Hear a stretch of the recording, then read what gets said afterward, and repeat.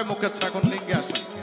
হস্ত মৈথুন, সাম্য মৈথুন, অবিচার ব্যভিচার মৈথুন, ঠিক রাখিও দৃষ্টি রক্ষা করায় আমার।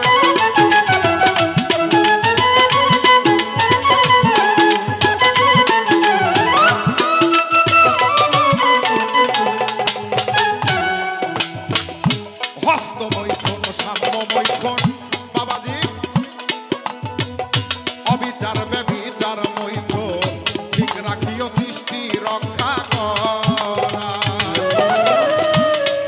ওরে তওবা করো তুমি আপন জাতে,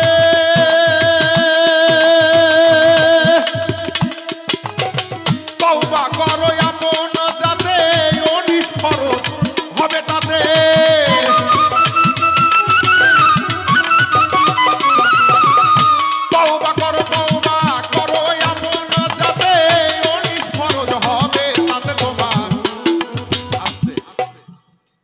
হস্ত মৈথুন, সাম্য মৈথুন, অবিচার ব্যভিচার মৈথুন।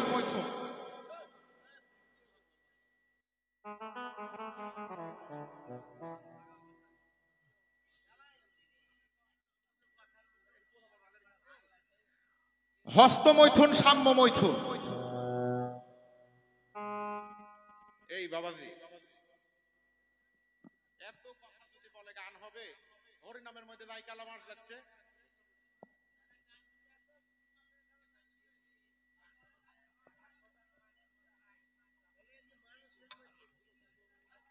এখন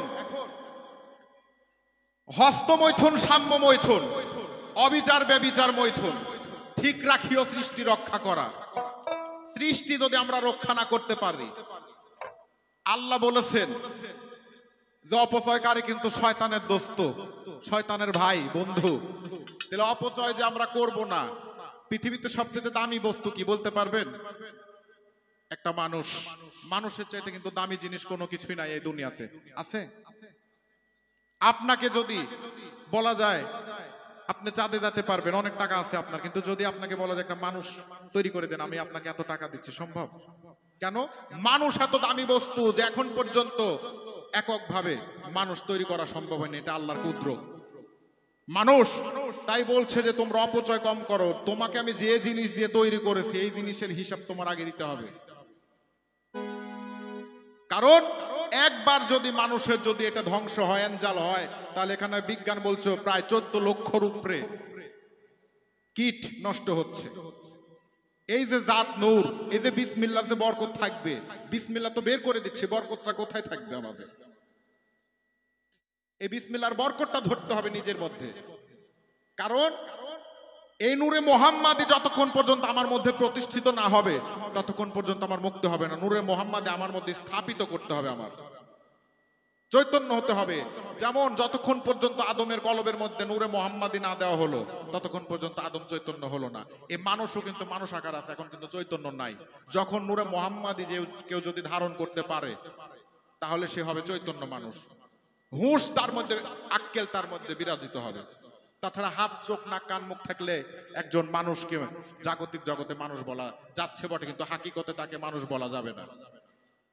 হাত থাকতে যারা ভালো কাজ করলো না, মুখ থাকতে যারা ভালো কিছু বললো না, চোখ থাকতে যারা ভালো কিছু দেখলো না, বালহু আদালু, চতুষ্পদ জন্তুর সাথে তাকে তুলনা করা হয়, চার পাওয়ালা পশুর সাথে।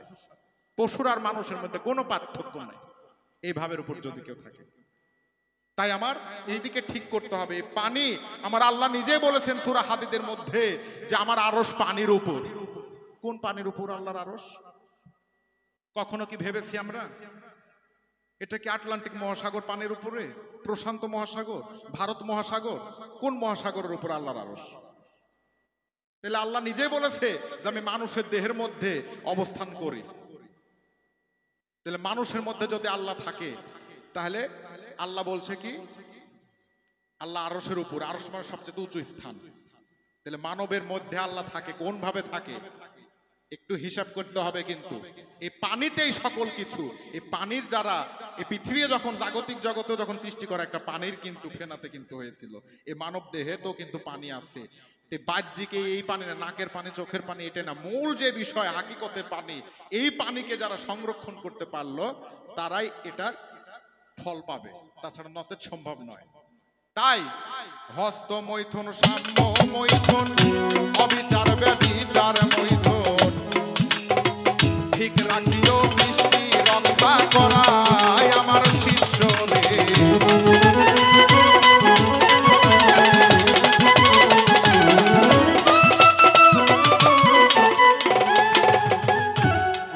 ওরে তওবা করো তুমি আপন জাতে, ওরে বাদান তওবা করো আপন জাতে, ও নিষ্ফরজ হবে তাতে।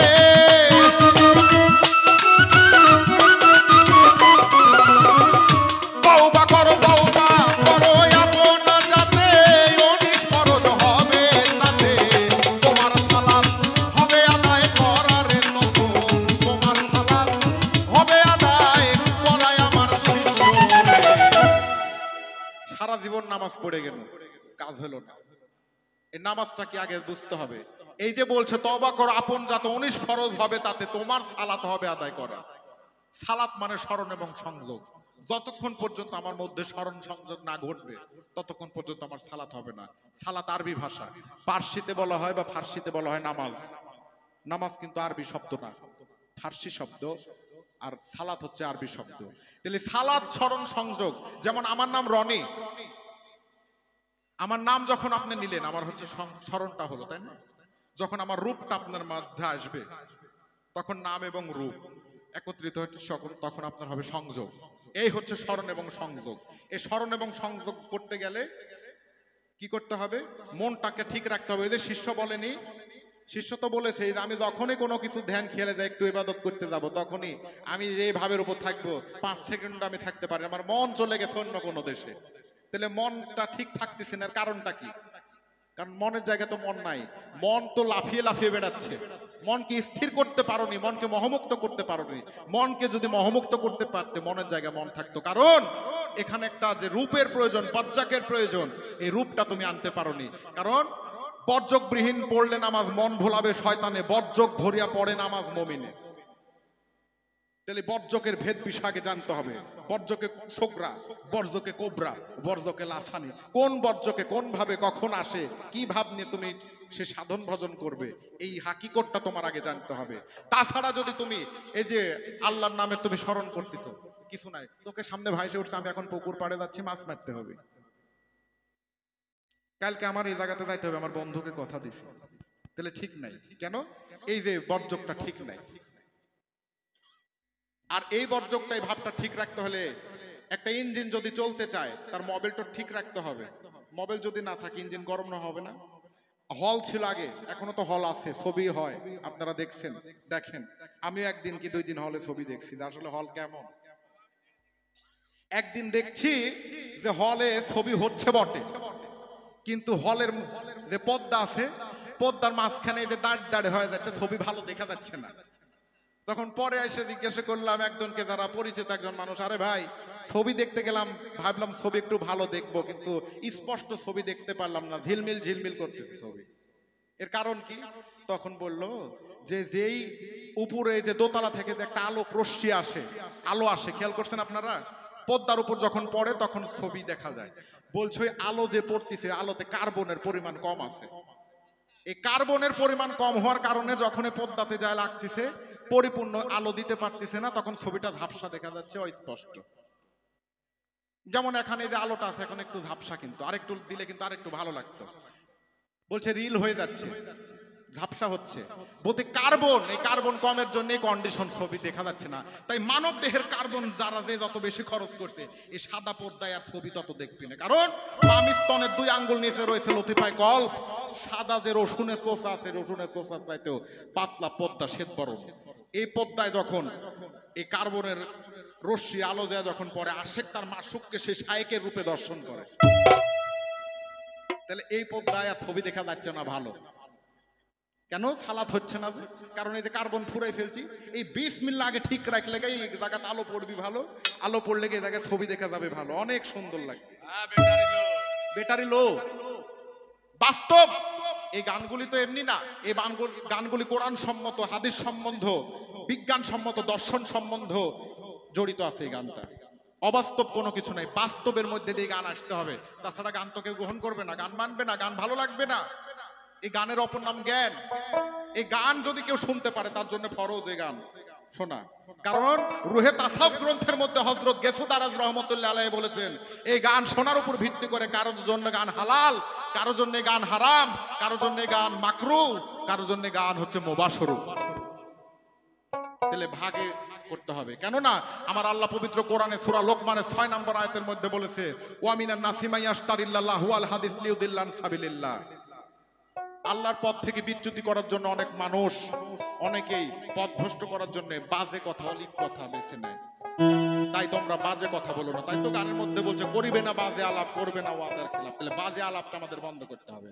আর চায়ের স্টলে বসলে দুনিয়ার যত বাজে কথা সব আমরা বলি কি বলি না বলেন? বাস্তব। ধর্ম তো সহজ জিনিস না তো। তাই এই বিষয়টা আমাদের খেয়াল রাখতে হবে। হ্যাঁ ধরে